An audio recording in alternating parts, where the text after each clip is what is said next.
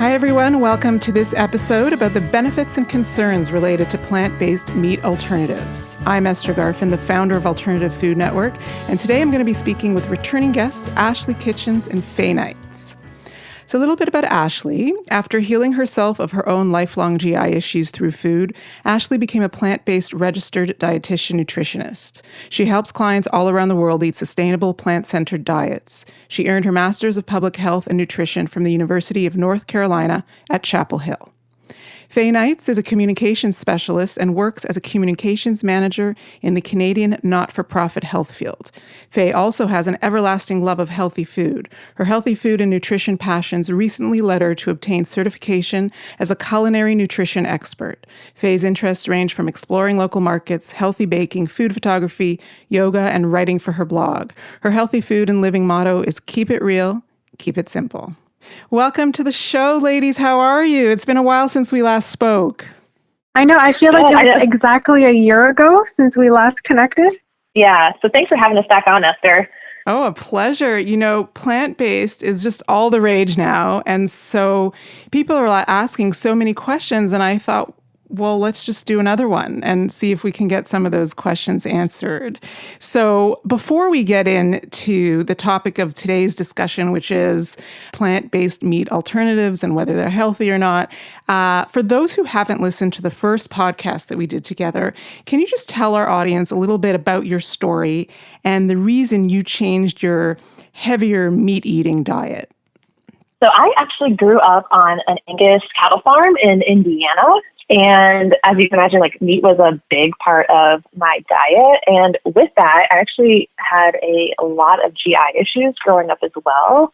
And it really took me sort of just figuring out, later into my mid-20s after I became a registered dietitian, making that connection between like what I was putting into my body and how I was feeling and what was going on with all these GI issues that I'd had my entire life.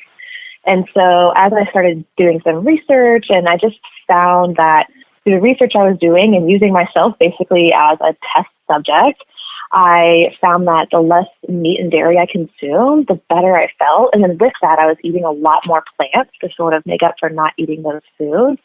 And I kept feeling better and better the more I went down like this plant-centered way of eating. And I haven't looked back since. That's awesome. Yeah. And for myself, my health and wellness journey really started about a decade ago. I was diagnosed with a very rare, what's known as a mitochondrial disorder. And basically that meant that protein and oxygen was not being processed in my body the way a normal person would absorb protein and it would turn into then oxygen. And so when I found that out, I started looking into ways that would support me in living an overall healthy lifestyle, my intake of nutrients and how food was being absorbed into my body and how it was converting into good stuff that my body needed in order to function well. A few years after that, I noticed that, and this is not directly related to my condition, but I started having a lot of food sensitivities, and I found that a lot of people that I was talking to were also experiencing the same things. And I started digging into research and noticing that there were a lot of things around, in particular dairy, gluten, refined foods, processed meats that were causing a lot of irritability and people and their digestion. And so I decided to really clean up my diet as a whole and make more conscious decisions as to what I was eating. And that included cutting out dairy completely and gluten, and then reducing my intake of red meat in particular. So let's talk about the rise of these meat alternatives. For health, environmental, animal cruelty reasons, plant-based and vegan foods are all the rage these days. And when it comes to meatless substitutes, I think we can all agree it's great. It offers people choice. But just because it offers choice, it doesn't mean necessarily that these plant-based alternatives are a healthy alternative. So can you guys speak to that a little bit about whether or not these alternatives are healthy? Yeah, and Faye, I'm really excited to hear your take on this as well, because I'm sure you're getting a lot of questions about it. And Esther, I'm really excited to talk about it more because, I think it's awesome that there are more choices out there for consumers. I think that's a fantastic side of this whole thing. But, right, does it mean that they're the most nourishing foods on the market right now? Not necessarily. Exactly. Yeah, I find that there's so many questions surfacing about this. In particular, on my Instagram feed, I don't typically post too many recipes that are meat focused, and so I'm getting people asking me, if you don't eat meat all the time, what do you eat? And can you share tips and tricks as to how I can benefit from, B vitamins and iron and protein if I'm not eating meat. And so, yeah, there's so much conversation happening about it right now. I feel like it's almost like a trending topic for sure. What are these meat alternatives or these plant-based alternatives made of? Because if these foods are made from plants, do they have the same benefits of, let's say, eating a salad? I think that's a good question because, yeah, these meat alternatives, they're fantastic, but do they offer the same benefits as a salad? Possibly not. I mean, they definitely serve a purpose, like, say, kind of like what you were saying, like, especially people who are eating more of a westernized diet. This can really help bridge the gap between, like, for these people who have a lot of questions, and especially, say, you and I, where we don't post a lot of meat things on our Instagram. It's like, okay, well, what are you supposed to do? But yeah, these products, they contain a variety of ingredients. I think I had read somewhere that they contain upwards of 27 different ingredients. So it varies pretty drastically. So they're often heavily based in like soy. That's a really common ingredient. And then a bunch of varieties of oils as well. And then pea protein are some of the ingredients. And they're quite high in sodium, right? Mm-hmm. Yeah. And to add on to that, I find that a lot of meatless burgers in particular, or meatless patties, they contain a lot of soy, like Ashley mentioned, and beans, like bean byproducts or bean gums, or bean substitutes. The concern with that is there's something called the low FODMAP diet, and there's a lot of folks that are applying that to their food choices. And so with low FODMAP, you tend to stay away from beans. So there's also this question of, well, if I'm avoiding beans, how do I also incorporate all these other nutrients into my diet if I also can't have these meatless burgers that are filled with beans, and my body can't process that. Mm-hmm. I agree, and because these burgers do contain a lot of ingredients, and all these ingredients do serve a purpose, because a lot of them do taste really good, and a lot of consumers report that they taste delicious. But I will say, kind of like what you were saying, Faye, because they contain all these ingredients, they do contain like a lot of different allergens and just like a lot of different ingredients that people might not be able to tolerate really well. So kind of like what you were saying, it's really important for people to read the label and figure out, okay, well, if I'm going to, read through 10 to 27 ingredients on these plant-based burgers, are all these ingredients going to jive well with my body? Yeah, the way I like to emphasize it as well is to anybody who reaches out to me on the blog and asks for suggestions is there are so many great recipes that you can actually make from scratch to create a meatless burger, for example, with only 2 or 3 simple ingredients. So read those labels, and if it's something that you feel you can attempt at home, definitely do that, because you're going to get the most bang for your buck and the most nutritional value from those simple whole foods. Have you had any luck making from scratch a meatless, a plant-based burger? I know we have. We've tested several recipes out, and while they're good, they're either a bit mushy or they fall apart. So I have not perfected it in my own household. I was just wondering if you have. Yeah, so I've tried a number of variations. There was one in particular recipe that I myself didn't make. They're called meatless meatballs, and they're actually made out of walnuts. So they don't contain beans, they don't contain soy or chickpeas. A lot of times those items can be pretty hard to digest, especially if you combine a lot of them at once. And so it uses walnuts, fresh garlic, tamari, and a couple other cool ingredients. And those turned out awesome. The other thing I like to use as a binding ingredient, depending on what I'm making, is sweet potato. So if it's like a pureed sweet potato with some almond flour and an egg substitute like chia seed or flax egg, those I find bind pretty well too. But it is a lot of trial and error. I find like you've got to try it a few times before it turns successful, because like you said, it could turn out a little too mushy or maybe a little too dry. Yeah, I would definitely agree with that, because I've definitely attempted a lot of different plant-based burger recipes. And, if you're comparing them to these burgers that you can buy in the grocery store, yeah, they might not live up to those expectations. But I feel like kind of like what you were saying, Faye, like it is just some trial and error to figure out what works best and how you can kind of get that consistency that's like not overly mushy. Yeah. Have you found anything that's worked for you in terms of like a binding ingredient? I'd be curious to know. Yeah, I will say not really. I did make, I would say the best burger that I made, peanut butter was part of the binder. Wow. It was sort of like a Thai peanut burger. Yeah. And it was really good. The consistency was overall pretty there.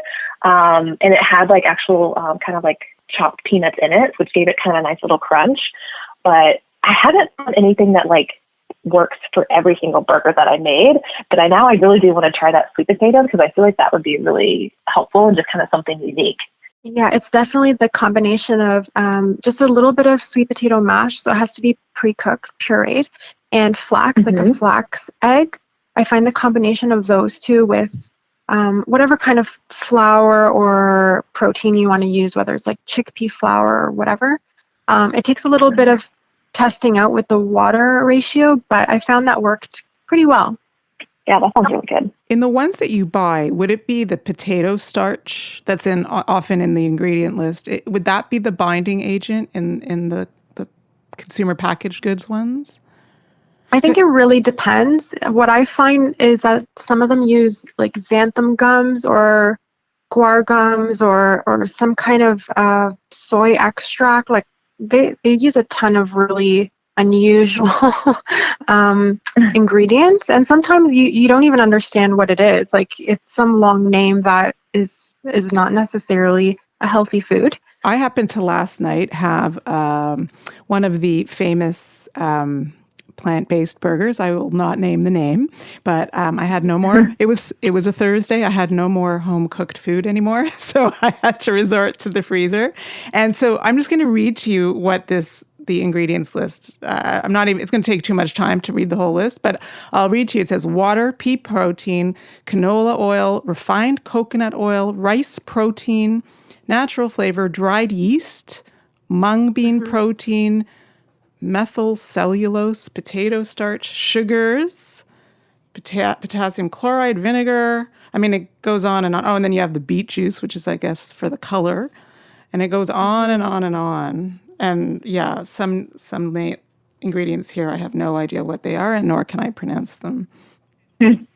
Yeah, it is. It's a lot of ingredients, and you're right. Like they use a lot of derivatives from soy and pea, and then some of them do use like different types of like vital wheat gluten to bind everything together, and then everything else that you listed as well, Esther. And it's like all these ingredients, they do serve a purpose. It's like, because it's like an experiment, right? Like a kind of a scientific experiment. Like you are combining all these ingredients to try and mimic, what consumers are sort of wanting, which is something that tastes similar to meat. Mm-hmm.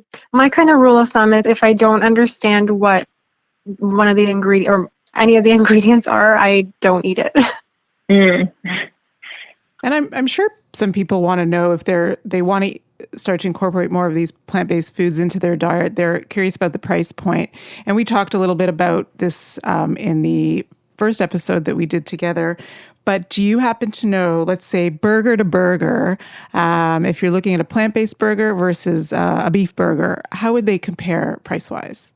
Mm-hmm. So I follow a little bit of a flexitarian approach to my diet. So I'm not vegan per se, but I'm about like 75 to 80-ish% plant-based. And so for that odd occasion, that once a month or once every 2 months where I do enjoy a burger, I would say that the comparison price is pretty similar actually, which is really odd. You would think that a beef burger would be more costly than a meatless burger, but I guess because of the amount of ingredients and the amount of processing and fees that go into creating a meatless burger, the costs go up. And so they're quite similar. Now, again, if you're going to be getting an antibiotic-free, free-range, grass-fed burger that's local and made at a restaurant, you'll probably be paying more. But if you're just going and getting it directly from the grocery stores, definitely the prices are pretty comparable from what I've noticed.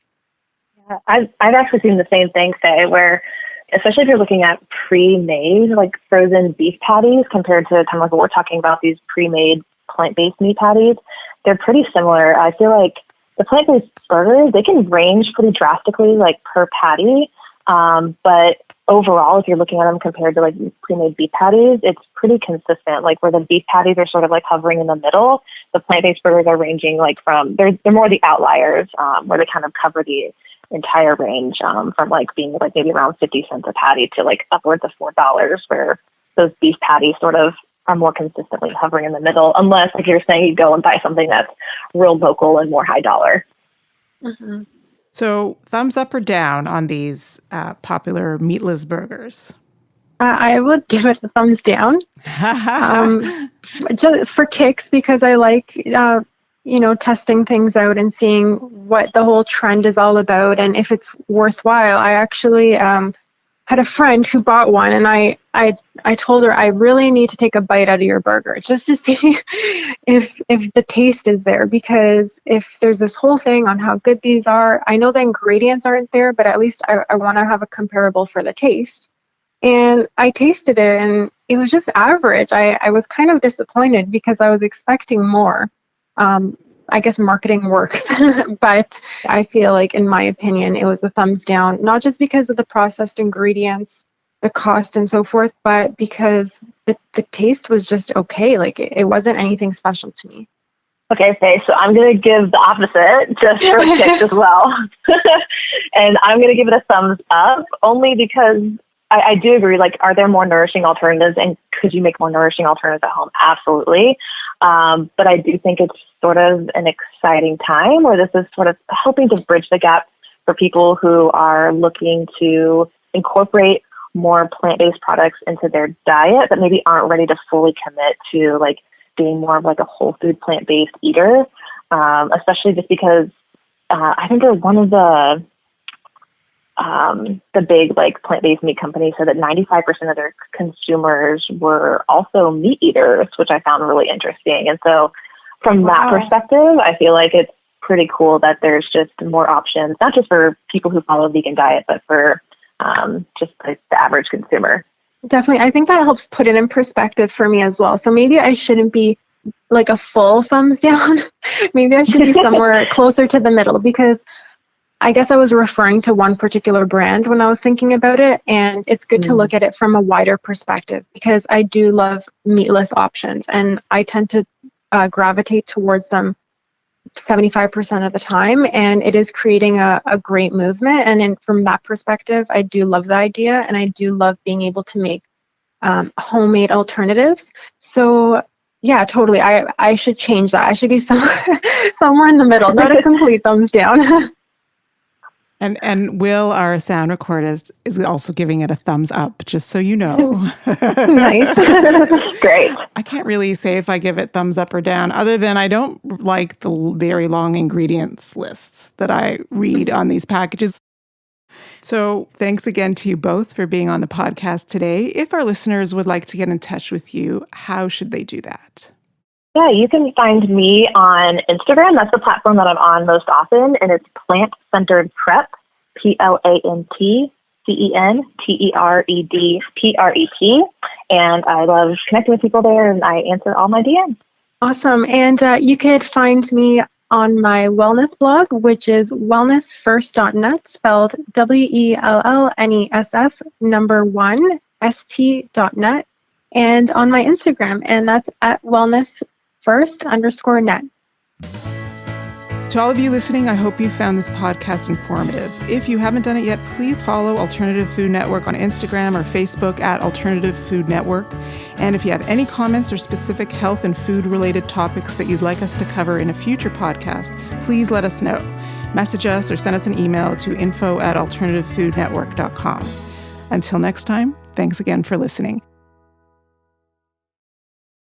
All content provided or opinions expressed in this podcast are for informational purposes only and are not a substitute for professional medical advice. Please seek advice from your doctor or other qualified healthcare practitioner.